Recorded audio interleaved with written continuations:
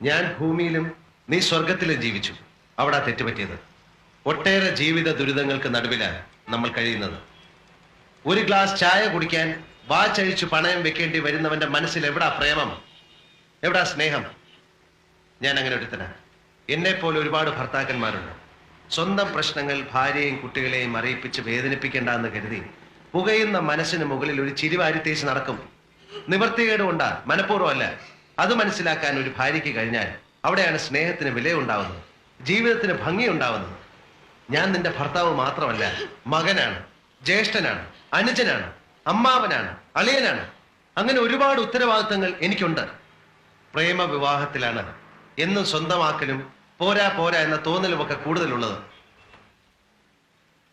വൈകിപ്പോയി എന്നറിയാം, എങ്കിലും എനിക്കെന്റെ തെറ്റുകൾ മനസ്സിലാവുന്നുണ്ട്. വ്യക്തമായിട്ട് മനസ്സിലായോ?